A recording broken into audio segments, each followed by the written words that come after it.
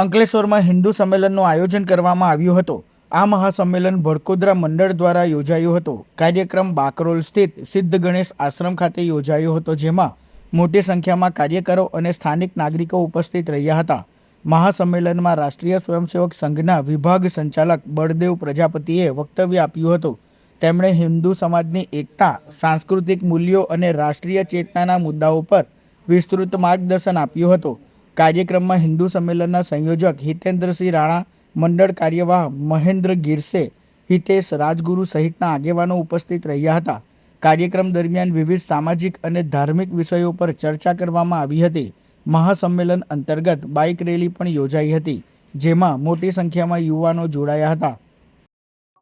અને આપણે જે આ રાષ્ટ્રને પરમ વૈભવ તરફ લઈ જવાની સંકલ્પના છે, આખી વિશ્વ જ્યારે આ ભારત દેશને એક આખા વિશ્વને બચાવનારું ગણતું હોય, ત્યારે આપણી પણ ફરજ થઈ બને કે આપણા સંસ્કારિત લોકો એ આ વિશ્વને બચાવવા કંઈક ના કંઈક પ્રયત્ન કરે અને એના અનુસંધાનમાં જ દરેક હિન્દુને જાગૃત કરી આ રાષ્ટ્ર, આ સમાજ અને આ સંસ્કૃતિને એક ઉજાગર કરી ફરીથી પરમ વૈભવ પર રાષ્ટ્ર જાય એવો પ્રયત્ન કરવા માટે આવા વિરાટ હિન્દુ સંમેલનો દરેક જગાએ યોજ્યા છે।